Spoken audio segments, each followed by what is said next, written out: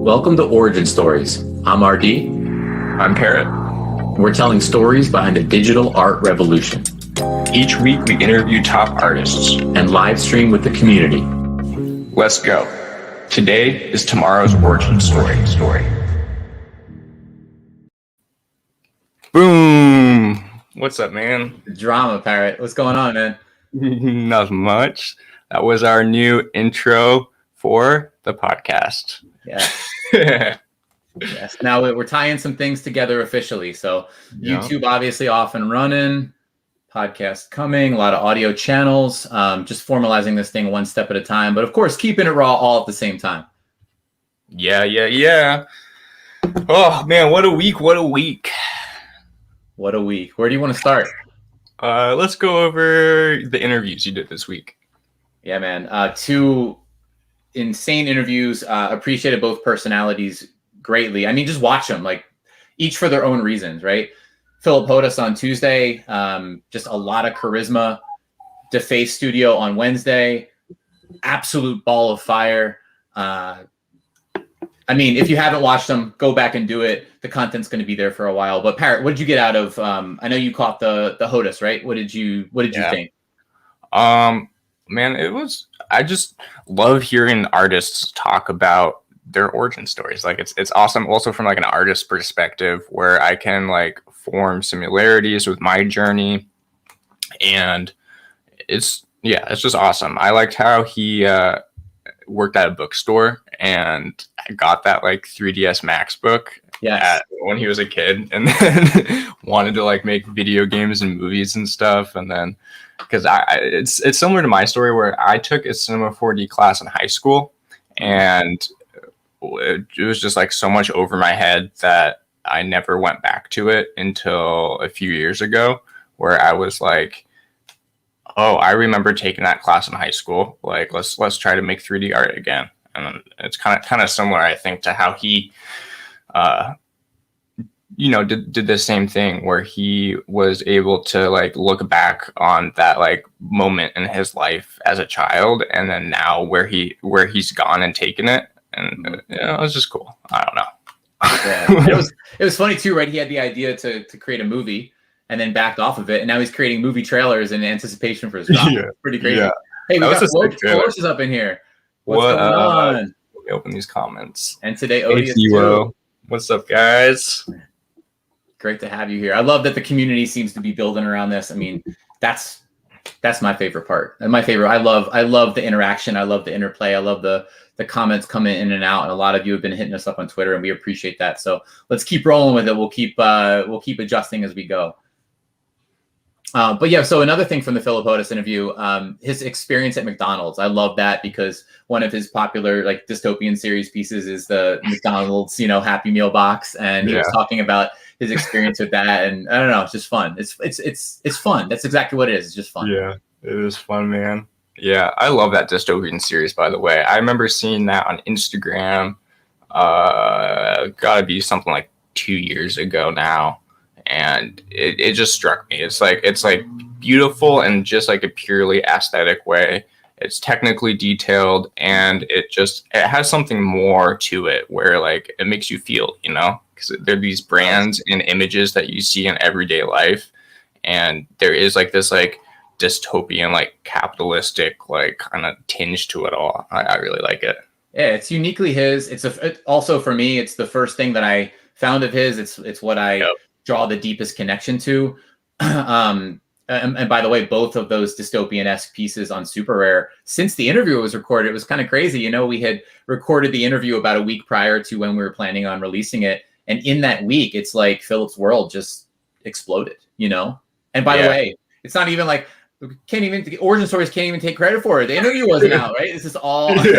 This is all just the amazing story of an incredible artist getting his just due, which I think we're seeing happen in the space in so many places right now, and it's incredible to watch. Like so many people are coming up on, again, it's a Wild West, right? They're coming up on their own merit, their own talent, their own top level insane skill and creative ideas, and I don't know, I'm enjoying that.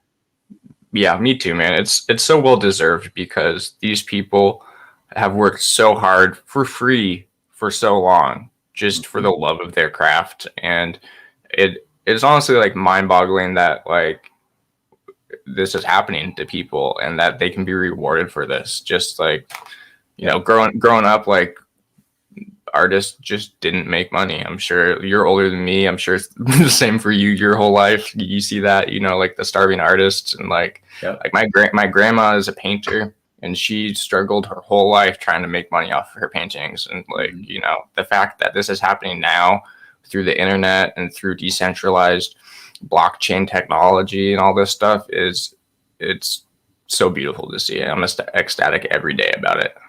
It is, and I don't think it's stopping anytime soon. And I mean, this should have life for a long, long, long time. Hopefully, forever. Hopefully, it just becomes the next evolution of things. And I don't know, nothing but bright horizons ahead, right?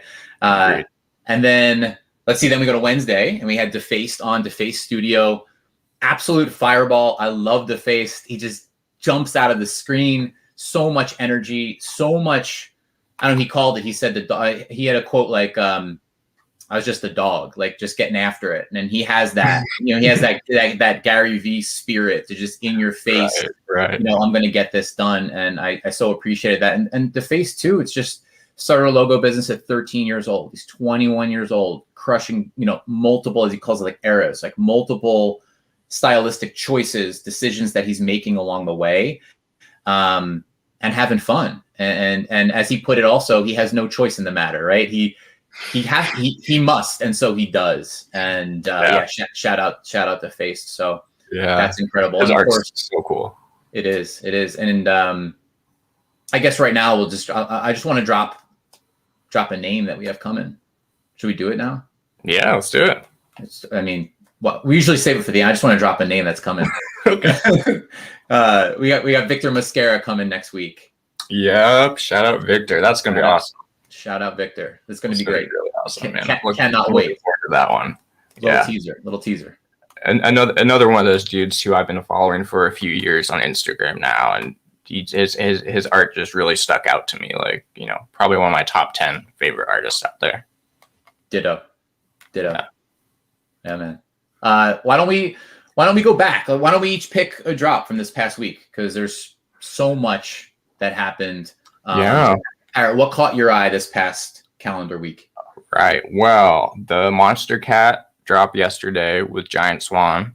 Mm-hmm. Really, really cool. I grabbed one of the Sands of Time pieces as well as one of the card packs that was just the Monster Cat drop half hour before that. Mm-hmm. I've been listening to electronic music for a long time, and remember finding the label Monster Cat probably when I was like 14 years old or something like that. And they've always just put out really quality music. So it's so cool to see them, getting in on this space early and being like a real, force to reckon with, teaming up with these artists and like putting their brand not on the line, but, like other labels aren't doing that yet. No, not at all. They're ahead of it. They put something together, I think, that was beyond what I wasn't expecting anything but greatness, but they put something together that was beyond that. It was like a multi-dynamic drop pairing with an artist who knocked it out of the park.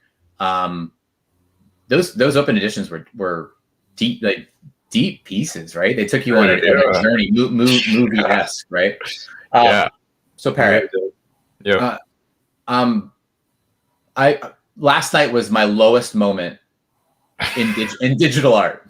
In digital art. So first of all, let me do this. I'm going to do this in two pieces. I want to first give a shout out, double down on that. Shout out to Monster Cat. Shout out to Darlington. Shout out to Juice Truck. Like, just absolute perfect. Yep. The lowest moment in my current era of digital art, and it happens in two stages. Okay. Stage number one was butchering the 5-minute open edition. No, Roger, it's a 2-minute open edition. Okay? I didn't even know that. So step one, there we go. Step two, a little bit later in the night, I decide to jump over from Nifty to OpenSea. And I decide to see if, I'm following the secondary action. I'm seeing maybe I can snag a constellation, right? Yeah. So I roll over to OpenSea and I see, oh, by the way, there are these 2 out of 5 pieces, these monoliths. I found a desert monolith and a mountain monolith. Mm-hmm. And this is my public service announcement to the digital art world. Anybody who is choosing to go this route, it's happened to me for the first time, and it will be the only time. So I do my first stage of a 2-stage double check, right? Which everyone should do, of course, make sure that things are verified. The first stage of my double check is going on to Nifty Gateway and making sure that those pieces are not there, right? That's step 1. They're neither are there. So okay, great. They've been removed. Someone's taken them over to OpenSea. They want to sell them there. Fine. The second stage of the double check that everyone should do if they decide to go this route is make sure that the work of art originated from Nifty Gateway. Yep. And in this wallet case, address. I skipped a step. So Two-factor authentication. Two-factor authentication. So some savage out there in the wilderness made the decision to create copies of every single constellation, or very close to every single constellation that existed in this Monster Cat pack drop, and paid attention to when people were moving pieces off of Nifty Gateway. And as soon as someone moved a piece off of Nifty Gateway, they posted their piece for sale. And they even did a nice job of setting the price, not scamming insanely low, but just low enough that you're like, I probably have to get this now before someone else does. Parrott, they got me. They got me last night. Oh, man. Scammers are getting too smart, bro. Too smart. So I went and I sent it back to Nifty Gateway. I bought it. I sent it back to Nifty. I bought 2. I sent one back to Nifty Gateway to test it. It's not showing up. All of a sudden, it pops back in the marketplace. I don't know if I think that must have been coincidental, but it pops back in the marketplace and it's under a different owner. And I'm like, what? Oh, this must just be an error, right? This must just be an error in like the wallet transfer process. Yeah. Go through the hoops. Some dear friends helped me out with this. We put the pieces together. Scam, City, RD. And that's it. That's my story. Last night was my lowest moment in the digital art space. Oh, man. That's so rough, man. So rough. I want to shout out, you know who you are. 2 people who were near and dear, helped me, 1, put the pieces together, and 2, were just very kind throughout the process. You know who you are. Fist bump, both of you. Love you. That's it. That's all I got.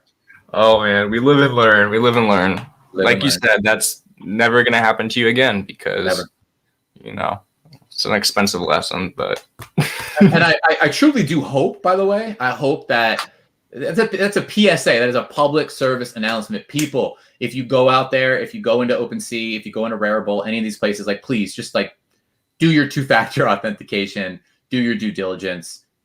Let this be a lesson to you as well. I hope I can save you the first one and take it in the face for all of us. So Origin Stories community, get your game faces on.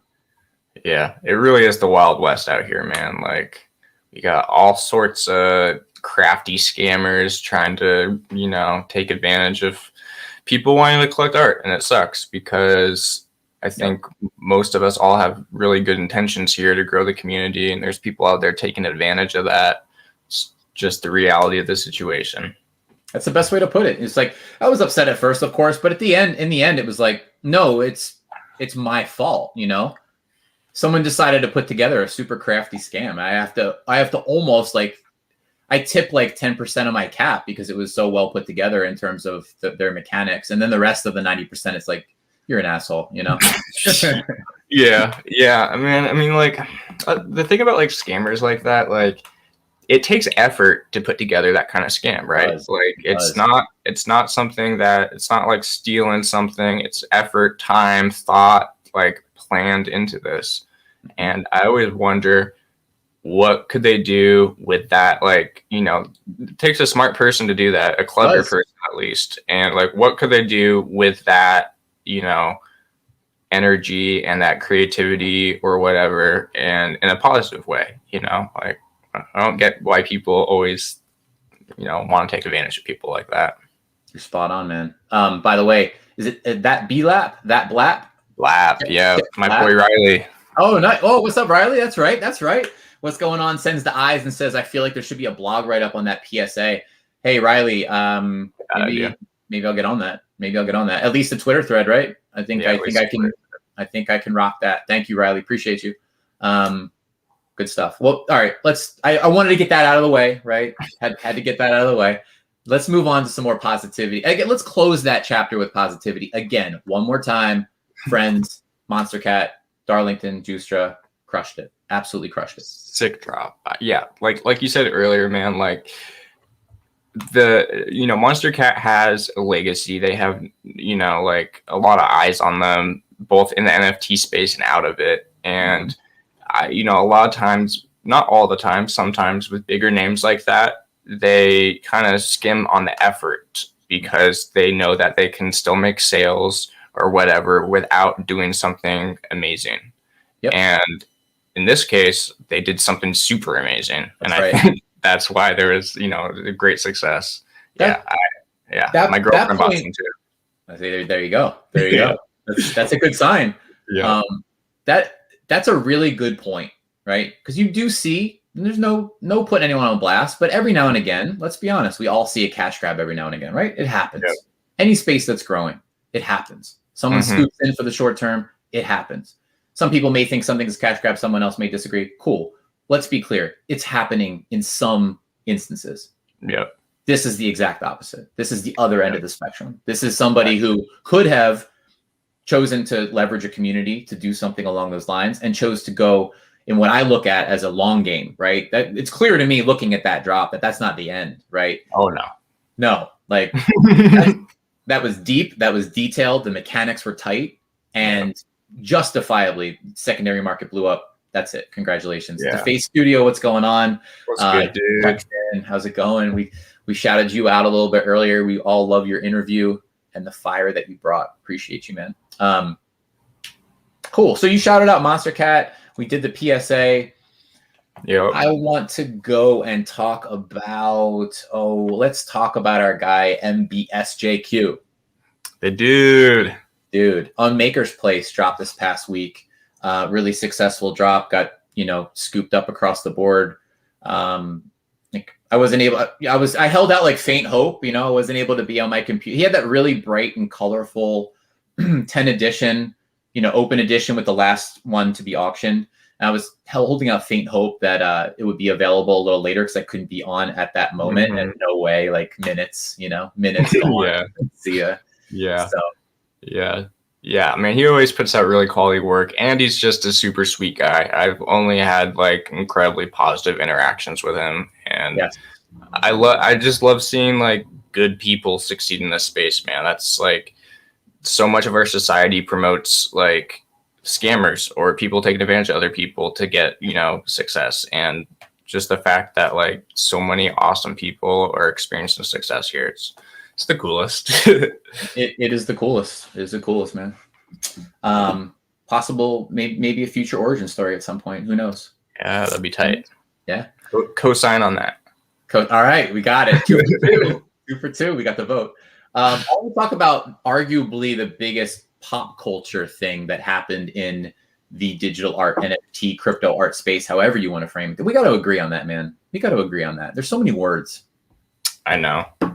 I like NFT better aesthetically, but the problem is NFT is a little bit more of an umbrella term where it includes collectibles, crypto art, 101, all sorts of stuff kind of falls in the NFT category. Top Shot, all that kind of stuff. Crypto art, though, like, I don't know how I feel about that term. It's okay. I don't dislike it, but I also feel like it's putting artists in a box a little bit. Like, we're digital artists and we're, exploring the blockchain technology and stuff. Mm-hmm. Hopefully this will resolve itself out at some point. I don't have a better term off the top of my head, but yeah. What rolls off the tongue the nicest to me is digital art. I just like that the best. I think my opinion is that the artist and the art should transcend cryptocurrency, right? So even if that is the underlying mechanism that is used and adopted and ultimately becomes maybe in the future the sole mechanism to transact at some date in the further future, but again, I don't like the idea of that taking precedence, but that's just my 2 cents. Agreed. But the biggest news item to drop all week is Mr. Mark Cuban. Yep. That's a surprise.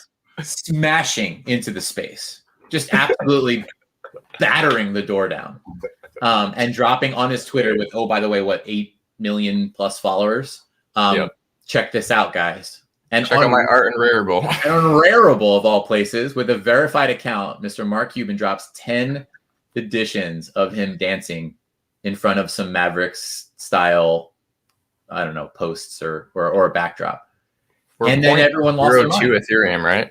0.02 Ethereum. Obviously, they all snap sold, whoever was paying attention. I was late to the game. I mean, you would have been late to the game if you were a minute in, right? You need like Twitter notifications on Mark Cuban to get those, I think. Exactly. It's probably and how about a true visionary? Illustrator jumps in there and snags one early for 5 ETH. Now, on the surface of it, it's like, okay, 0.02 ETH, and someone smashes in and snags it for 5 ETH. Like, okay, that's aggressive, right? But by the way, an hour later, one sold for 30 ETH. So, someone bought 2 of them, I think, for 35 ETH each, somewhere around there, and then burned one of them after they bought it. Wow, that's a power move right there. Yeah, it's definitely a power move. So, all right, so essentially, drop 70 ETH for a 1 of 9. Yeah. Okay. I think that's how the math works out. Yeah. All right. Okay. Funny enough, it might work out just fine. Yeah. I don't know. It's hard to tell if the value of them all will change that much from it going to 10 edition to a 9 edition. It might. I don't know. It's a risky move. I probably wouldn't have done that myself, but maybe that's why I don't have 40 ETH to drop on a Mark Cuban bit. Sure. I can understand. What would have been the sickest of moves if someone was in there super early and snapped all 10 and then burned 9. That would have just been. That's a dramatic moment. That would have been. Or 8. That would have been. That's a crazy move. We got today. Odious has agreed that DeFace is on fire. Yep, definitely. We got Riley saying so many huge signals happening. It's wild. Wild right now. Yeah, crazy. Yeah. Oh man, every week there's like so much more going on, man. Yeah. By the way, if anyone wants to do anything nuts, we have a new game we're gonna play. We played it a little bit last time, and we kind of had fun with it. And it really is just using it as prompts. Like, we'll talk about whatever we want to talk about with it, but at 4:30 on the nose, just like we go live at 4 o'clock EST, at 4:30 EST, we're going to take like 5-ish minutes just to use the Nifty activity feed, the Nifty Gateway activity feed as like a prompt, and just scan down some stuff, use it as talking points. So 4:30, we're playing a new game today. Yeah, that'll be fun. There's always interesting stuff happening there. Yes, indeed. Parrott, did you buy any art this week? Yes, I bought. Let's see. I got the Kingfisher constellation card from the Monster Cat drop. Yep. I got the what was it? The Sand of Time, I believe. The open edition. Sands of Time open edition. 2-minute open edition, Parrott. 2-minute open edition. Yeah, those were beautiful. I honestly had a really tough time choosing which one to grab. Mm-hmm. I think I chose the right one because it was the least minted one. Mm-hmm. So I like that. There's, I think, only 98 of them minted. But yeah, there's the Cradle of Life, which is the more foresty one I really liked. And then the End is the Beginning, which was the one that was a little bit more expensive as well. That actually ended up having the most mints on it. Yep. But yeah, they're all super beautiful. So I got those. Today I grabbed one of the Crypto Planets from Rareable. We were talking about that just in our pregame earlier, and both were looking at those. Those look pretty cool. I don't know much about them yet. Shout out, by the way, to Today Odious said I love the segment. I think he might be talking about the 4:30 segment, but shout out Today Odious. We know he's Crypto Planet Ranger. Yes, true. We see you in there, sir. We see you in there. We see you in there. So I grabbed number 50 of that. I tried to grab number 33 because it's my favorite number. And put in a bid at 0.33 Ethereum because it wasn't for sale. I checked back 5 minutes later. It was for sale for 0.25. He didn't accept my higher bid. I think this dude's trying to sell them all for 0.25 and stay true to that. So that's respectable. Yep. Not taking the higher bids and stuff, which is cool. So lost number 33 because someone else sniped me. Try to get number 49 of the crypto planets and just must have missed that by 10 seconds or something. Someone got their bid in before me. So then I kept refreshing and number 50 showed up and I threw in some extra gas in the transaction and now it's in my collection. It worked out, man. You got 50. That's a nice nice I think it's 150, right? So 50 of 150. That's pretty special, man. And by the way, I just see I got my planet too. Shout out Crypto Planets. Oh, nice, dude. I got 45. Look at us. 45, 50. 45 and 50. If anyone wants to join us for 55, that'd be pretty sweet. That would be sweet. Yeah. So I think I was talking to Odious earlier on Twitter DMs and he was filling me in a little bit more about he's been, I guess, bought some of the first drop. They do batches of 25. And I don't know when the next 25 are coming. It might be a week from now, it might be tomorrow, who knows. But it's a cool concept, reminiscent of crypto cubes a little bit with the limited collectibles. It's just cool to see how people, to have their own spin on the space. And, stuff like this, wouldn't do well on Instagram, not aesthetically, but I just mean this collectible aspect where it's these limited drops, it's this whole new narrative in art. And I get excited about that. Yes, definitely. Can you screen share one? I will try my best. Last time it crashed, but we will. Let's see. I hope I didn't just trip off a Parrot crash. Oh, here we are. Oh, look at that. You got a planet and a cube side by side. I know. Flexing a little bit. Yep. So here's our crypto planet, or my crypto planet, rather. And honestly, out of the three that I was trying to grab, this one is my favorite just off of looks and stuff. Yeah. Like I said, don't know too much about them yet. Saw them maybe an hour or two ago and said, that's cool. Let's jump in on this game. Odious, by the way, has a use case for you, Parrot. Odious says, I'm an avid fan of these planets. I mean, the way Earth is going, we're going to need to vacate soon. So we now have some property. We're good to go. Right, though. Parrot, can you do me a huge favor on your screen share? Can you pull up a very special SuperRare account? Yes. You can do it one of two ways. You can either pull up mine or yours, but it's the most meaningful transaction.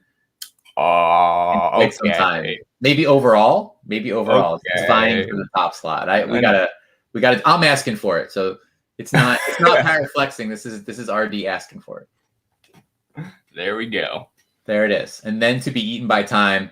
This is a Parrot 1 of 1 that I am so happy to collect this week. I'm gonna say to you here what I said on Twitter publicly, just in case anyone didn't see it.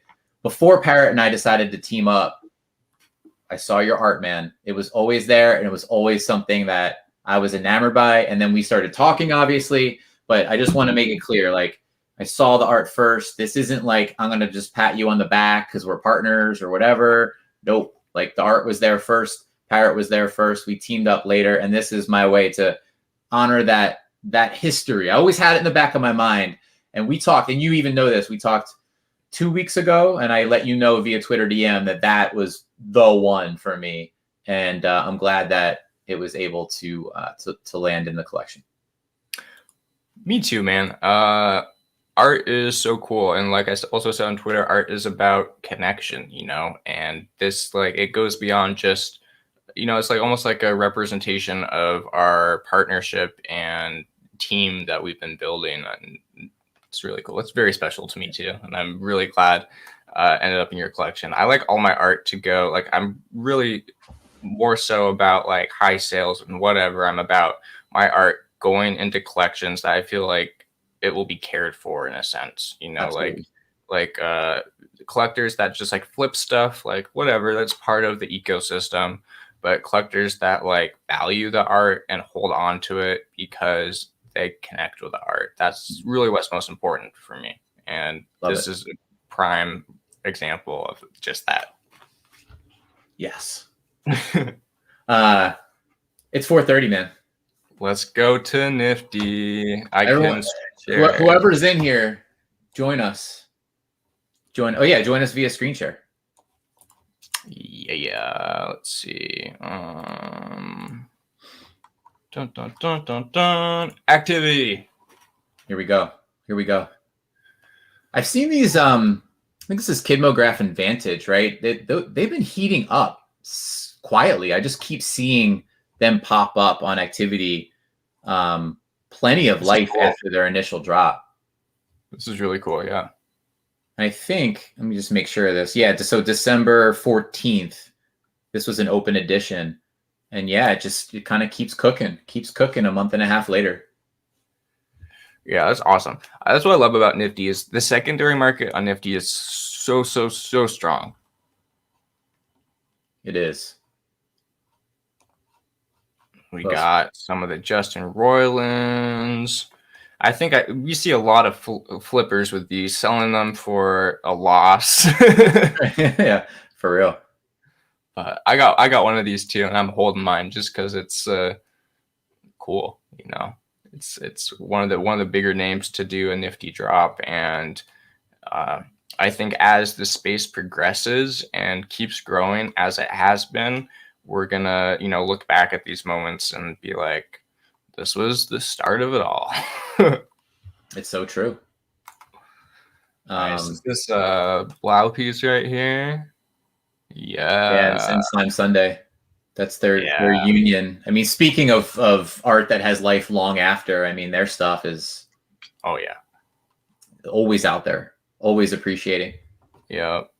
I remember when Lost in Tokyo, which by the way, I know it's like I don't want to get it twisted in here. I mean, sometimes we talk about dollars and such, and that, hey, it's a talking point. It exists, but I always try to take a step back from that from time to time and talk about the art itself. So before dollars or anything was ever in the game, that, I don't know, I'm a real fan of when cityscapes, nature, something that represents either the man-made world or the natural world is then it intersects with something that is beyond that, alien or clearly digital, and someone merges those things together. I really appreciate that. Mm-hmm. Like shout out, thank you X and JN Silva, right, for where they had all the colorful blocks raining down all over New York and kicking down the streets, and right, Avenue of the Americas and the Great Bridge and City Canyons. That was an insane drop. I love that interplay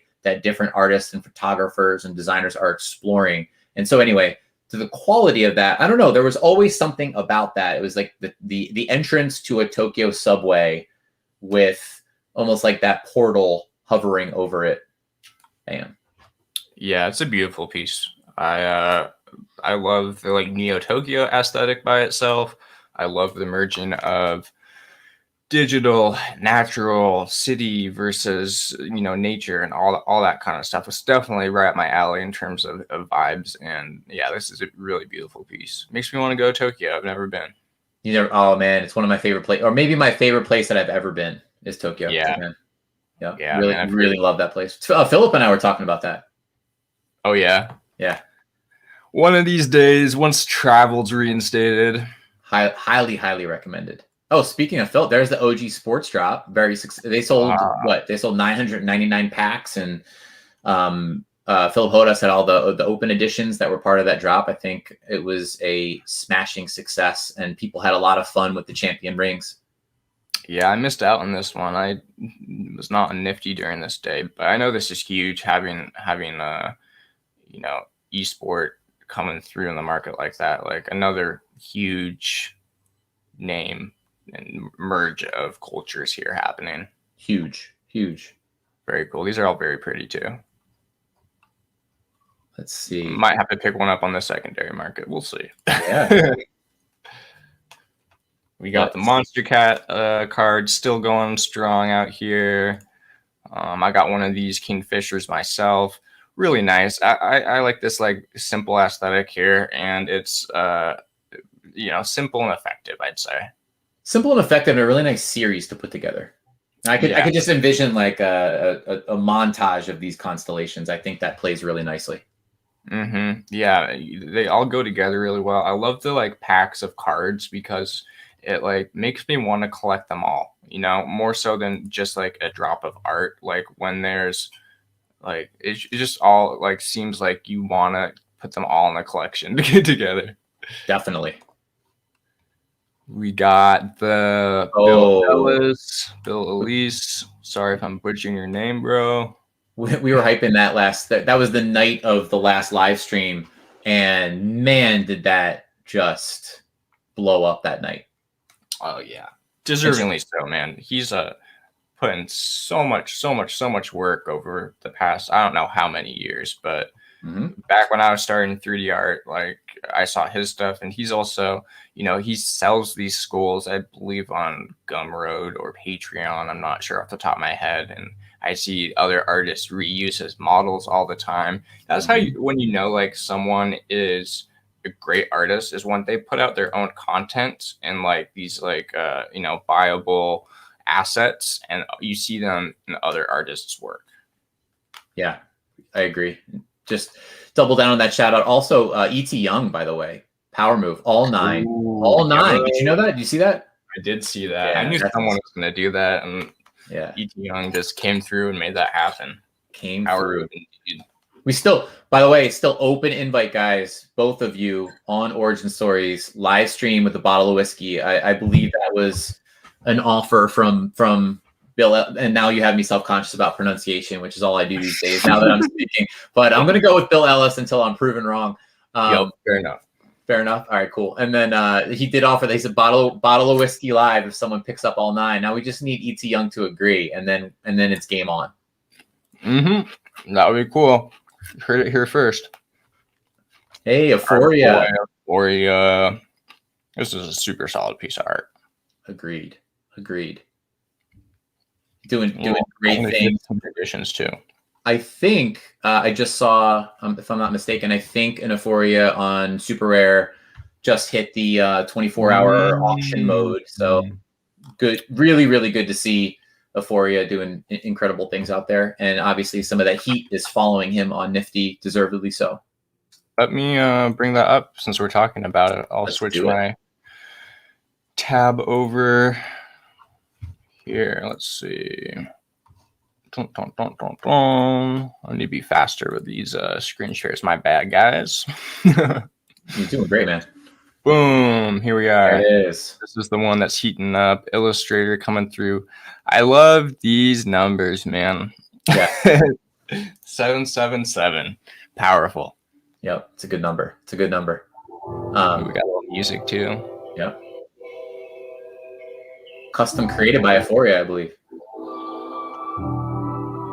Yeah. Respect. Yep. Respect. Let's do our first ever order. Can you pull up while you're on SuperRare Fuck Renders page? Yes, sir. Riley says, I love this one also. We do too. But another, speaking of, so we got Euphoria and Illustrator maybe coming together on that piece. And then over here, last I saw, I think West Coast Bill was involved in this piece, Personal Growth by Fuck Render's latest. By Anonymous. Oh, Anonymous. Who are you, Anonymous? Anonymous coming through, but more music. And I am definitely of the mindset that animations need music. Yeah. Like music can tell such a, you know, it really just sets the vibe and can complement and really take the art to a whole nother level.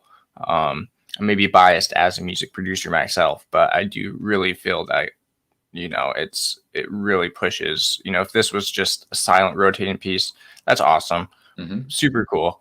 But with the music added, it really just, you know, makes it seem like so much more intentional and so much more powerful with this story and the narrative it's going.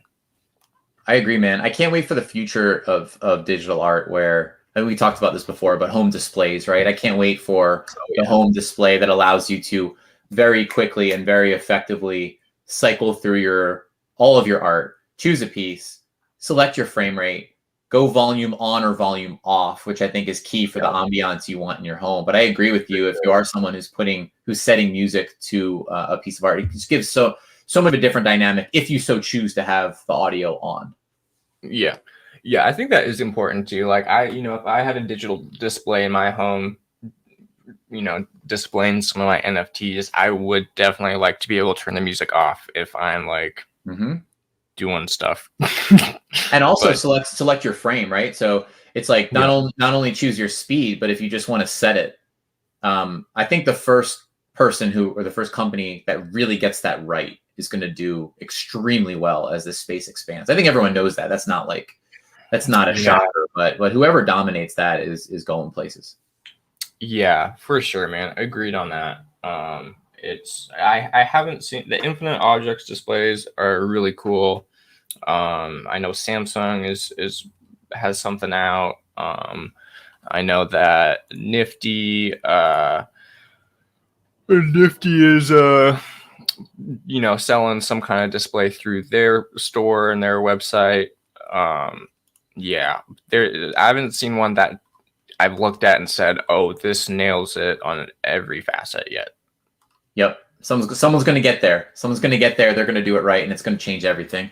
I think it's also going to change things. I've been having more and more conversations, right? As more people who know me that don't necessarily know that I'm into digital art, right? But maybe we catch up after from 6 months ago or a year ago, and I'm talking to them. There's still a very clear disconnect, right? What is that? You get the can I just screenshot that, right? You get these kinds of conversations, and I understand that. I get it. It takes the next layer of explanation. But what would be really cool is if one of those friends, someone who's close, comes into, let's say they were able to come into the house, right? And let's say I have one of those screens on the wall. I think that changes the whole process of explaining it to somebody. If I'm able to pull up my wallet without them even having to wonder what is a wallet, what are the mechanics of, right? They don't even have to think about that. Just very cleanly comes up into an interface, and I can scroll through it, pop art up, it moves, I can flip the audio on. It just changes everything. I agree. And you'll see it in galleries first, I'm sure. There'll be early adopters in some different places. But when that level gets into a home, I think you're going to start to see that friends adoption. You see that frame that's on Raj's wall, right? Or Parrott's wall? Like, that blew my mind. I think you're going to have those types of experiences. Yeah, man. There's still that like extra kind of step I think the whole community has to go through to really breach the mainstream. And we're get maybe a few steps, but we're getting there for sure. There shouldn't need to be that extra layer of explanation for people to get it. And I think digital displays, a really effective one, is a great way to pass that barrier.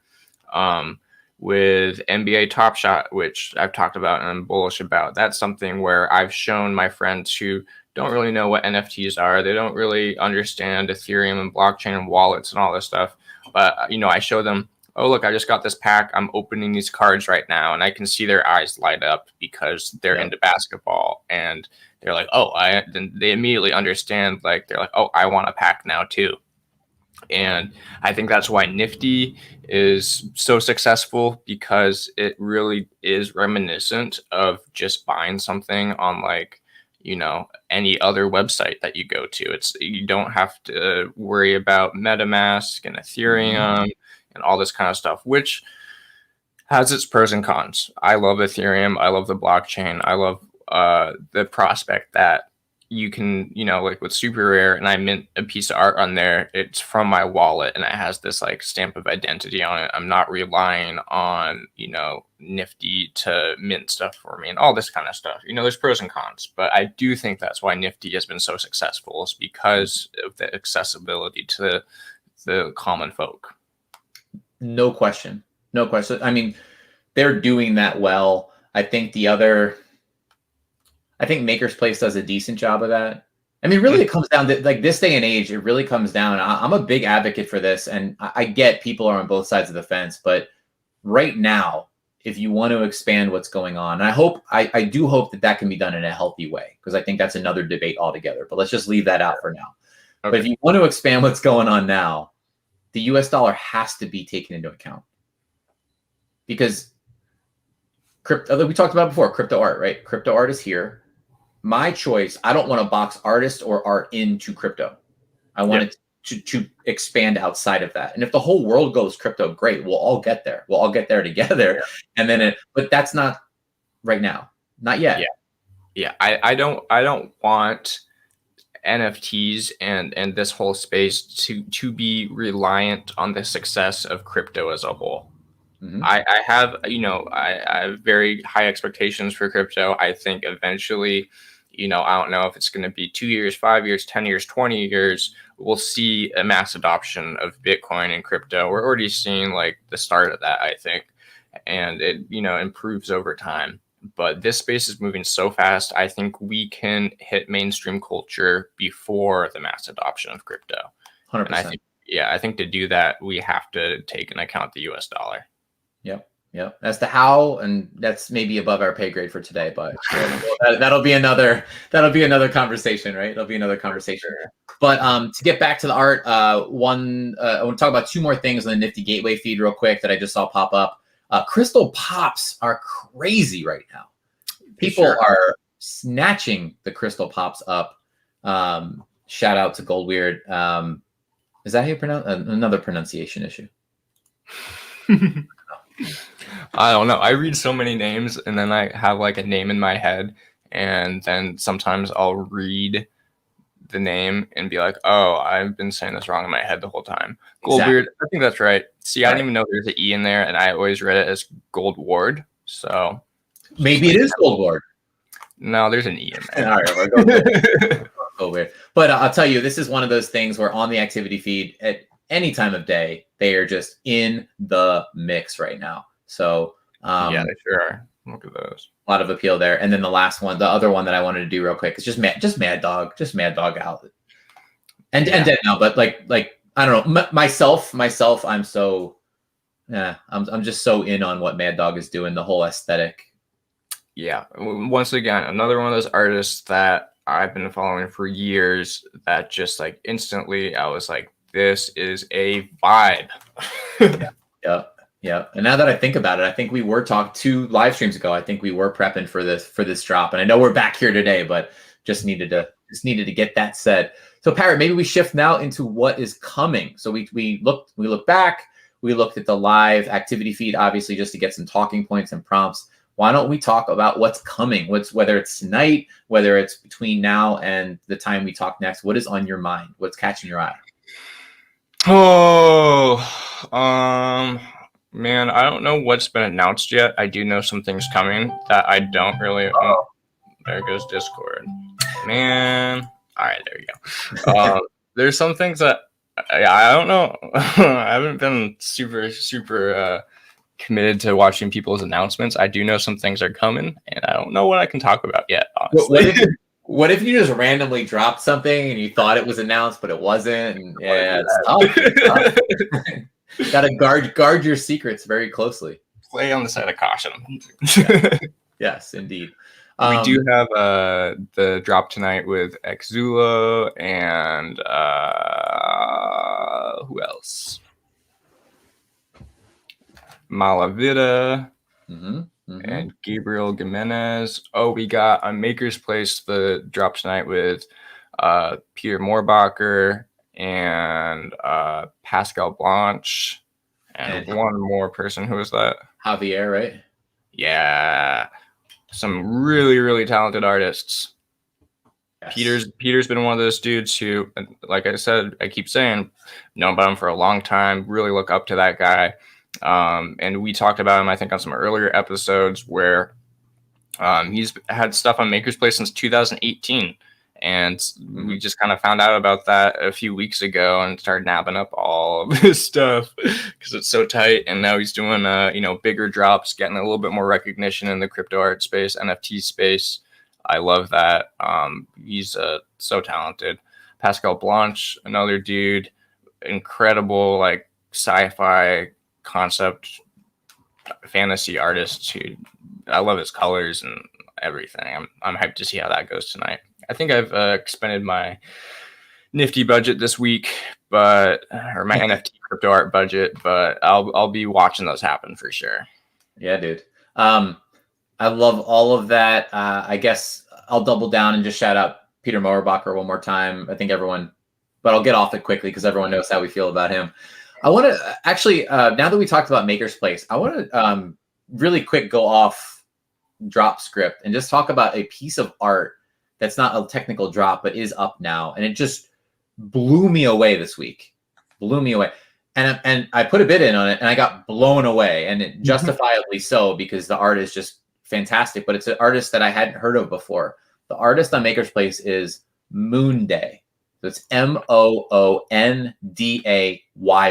double Y. Right. Let me look for this myself. Moonday with 2 Y's. Moonday with 2 Y's. Ooh, yep. Wow, this is very beautiful. I'll screen share right now. Yeah. So there's a still and there's an animated. There's a still 2 edition and there's an anime. Yeah, can you pop that animated one up? Because that's where. Wow, that's awesome. Right? Isn't it? It's just, it jumped at me. It just, yeah. And yeah, there you go. You could go ahead, see me get crushed.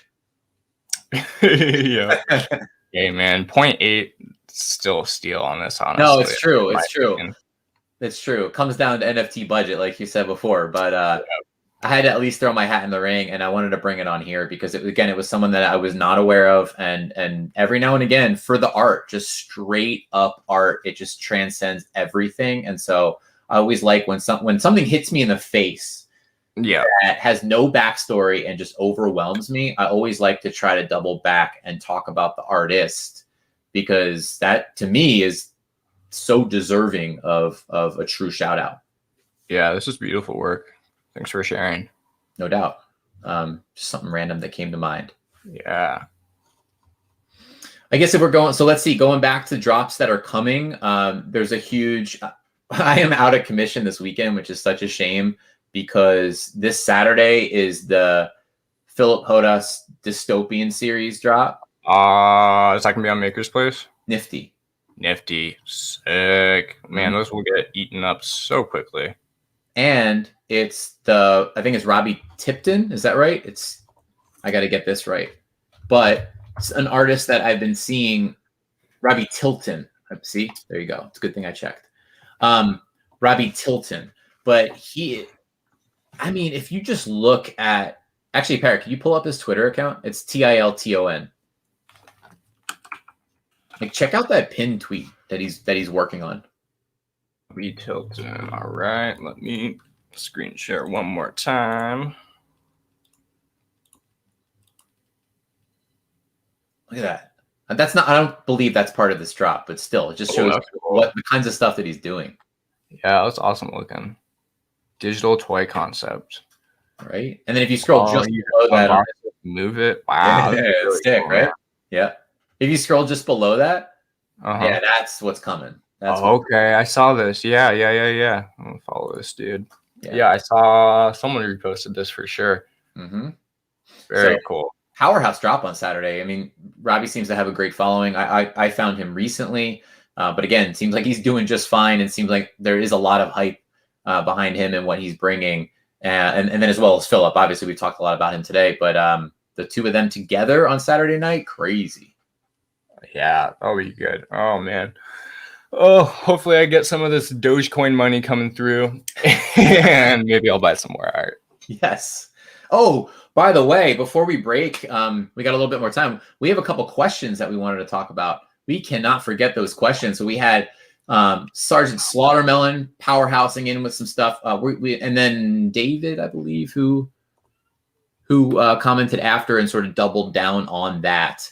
But we have platform differences to talk about, Parrott, and we want, yes, David Lister doubled down on that. And so I want to get your thoughts. Obviously, you are very well positioned to talk on exactly that, but take it where you want to go. All right. So platforms in the NFT space, big ones right now. Obviously, we got Nifty, we got SuperRare, we got Maker's Place, we got Known Origin, we got Async. I think those 5 are the big dogs right now, and deservedly so. Nifty, we've seen have the most growth recently. They're the most curated in this space. They're very, and I guess I can talk about this publicly because it has been announced. I'm working with them for a drop. and they're very hands-on with their artists. So they pick the artists that they want to do drops with. They work with the artists. I've been on a ton of video calls with them, trying to like really nail how this is going to go. It's very curated, which is why I think one of the reasons they're so successful, because they, really work with the artists and plan and plan and plan. They don't have drops that flop that much because of how much effort and,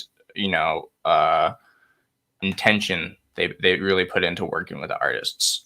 The con of that is it's really hard to get on Nifty and they're booked out months right now.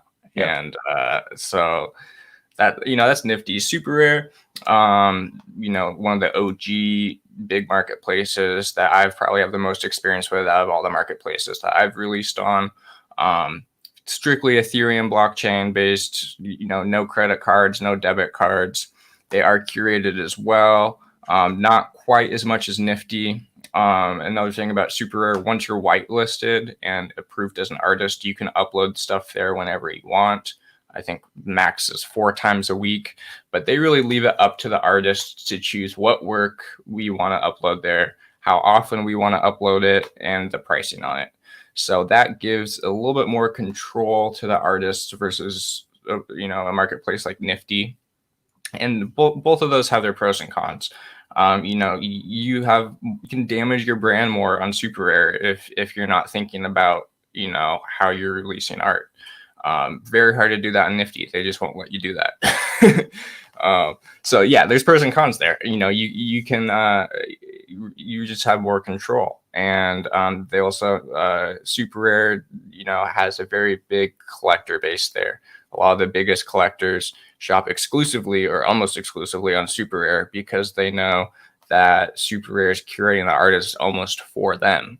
And I think that's an interesting dynamic of it. Maker's Place, actually just had my first sale on Maker's Place. Snail Express. Snail Express, yep. The other day, I like Maker's Place. I like their diversity of art on there. They have everything from like beautiful 3D work to more illustrated Snail concepts. Express in the comments. What's going on, man? Oh shit. Sorry to interrupt, Parrott. No, that's a very topical interruption. So Maker's Place, very cool. I like the team behind Maker's Place is also very nice. And I like how you could do credit cards on there. They're a little bit less curated than SuperRare. Maybe not as much anymore. I know there's been a huge uptick of interest of artists trying to get on the platform.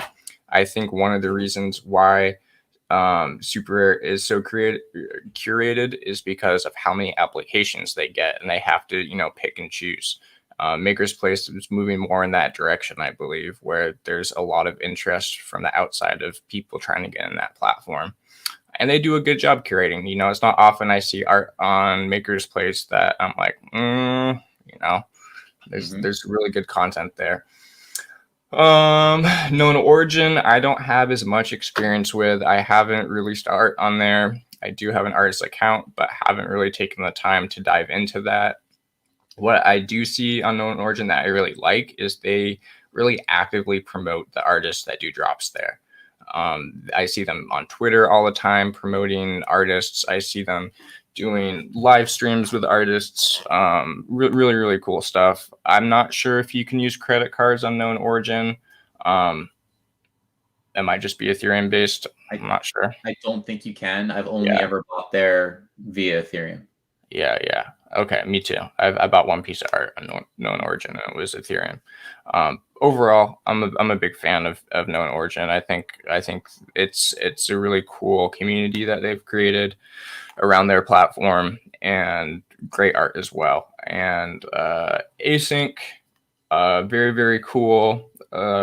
Different than all the rest in the sense that they have programmable art. So the way that works is once you apply to Async and are accepted, then you have to, in kind of the same way with Nifty, basically propose a drop to the team there, and they can either choose to deny or accept it, which I think adds a little bit more quality control to Async, because they are the ones like making sure the art that's released on that platform is what they want to release.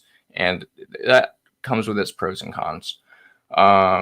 And I just love the programmability of async. I think it's a direction that digital art can take that I haven't seen yet, you know, where I go on there and I'm like, wow, you can swap layers, or this reacts with the price of Ethereum. And I think in the next coming months, we're going to see a lot more expansion on the abilities of async. And I also see a lot of new artists getting accepted and applied to async. You know, bigger artists in the scene who have done Nifty drops and have done SuperRare drops, and they're now going to async to try to push the boundary of their art a little bit more. That's a good way to frame it. They have a good angle right now on pushing the boundaries. That's the one platform to me that's less defined in my mind, and I'm really excited to see where it goes. Yeah, I think they got a huge amount of potential. Agreed. Yeah, man, that was a great rundown. Thanks. Let's see. Did we do it, man? Did we do it? Did we get all the comments and the question? Oh, Matt Kiyama, shout out. Wanted some expert opinions on metaverses and Decentraland. I had sent him in the comments a thread that I actually put out for that exact, not a thread, a question that I put out for exactly that reason. So I think it's a great reference point. It was my starting point to dive into the metaverses. I am by no means even close to an expert. A lot of my knowledge was derived from what came at me in that thread and then the various rabbit holes that I jumped down. So, I mean, I guess the only thing that I can say from my limited knowledge is that my decision was made to buy land in CryptoVoxels. And that was strictly for the pros of an easier or easiest build, depending upon who you talk to, combined with what seems to be a very well-developed community. So that was my personal decision. But again, that comes with different motivations. I think if you're not as concerned about the ease of build, you know, obviously the other Decentraland is huge, Somnium is huge, and then you have some other players getting involved as well. But again, I'm stepping back from that one. I'm by no means an expert. I'll defer to all the wonderful people who commented in that particular question and thread with some amazing feedback. Yeah. I also don't know much about the virtual land yet. I know about it. I've checked out galleries and all three of those that you mentioned, and they all, I think, have their pros and cons when it comes to how they look, the ease of accessibility from a browser, and I guess how you build on those, which I have no experience with. But yeah, I think we're going to see a lot of galleries pop up in all three of those spots as more people start collecting art and, you know, moving into the metaverse. Agreed. You know, and some other good resources. I know DCL Blogger is in there, just doing it, full of knowledge, involved also in the 100x art contingent in Decentraland. So shout out to 100x art and some of the amazing people within that community. It's just essentially a neighborhood of art in Decentraland, which is incredible. Agreed. Oh. Yes, the guest of honor. Is that Ivan? This is Ivan, yeah. What's up, Ivan? He's just chilling. I feel like we need, who's it? Christy Glass, right? She does a lot of it, right? She'd appreciate that. Yeah. All right, man. I think that covers our topic for today. We did it. Thank you, everybody, for tuning in. We're 3 interviews in. We're 3 live streams in. The party is still just getting started. We feel so much love. Thank you so much for getting involved. I feel like the comment section is blowing out more every single time we are doing this. The talking points are basically infinite right now in the space. So keep your thoughts coming. We do this, you know, as part of and for the community. That's why we're here. So let's go. Let's go, man. All right. Thanks, everyone, for tuning in. And we'll be back next week, same time. And what interviews do you have dropping? What days next week? Can you announce any of that yet? We're gonna just double down on the one teaser. I have to work out. There are 2 options for the other slot, and I don't know who's going first, and I don't know who's going second yet. So I'll have that figured out ASAP. But the one and only Victor Mascara is coming to you next week with an origin story. That much is guaranteed, my friends. And I'm trying to be very careful with my superlatives because sometimes it feels like I'm praising everyone, but Victor is just one of my guys. It comes from here. It comes from here. It comes from here. His art comes from here. His emotion comes from here. It's just it'll be apparent, I promise. Awesome, man. I can't wait to watch that one. Cool, man. All right, we'll see y'all next Thursday. Bye, guys. Thanks for tuning in.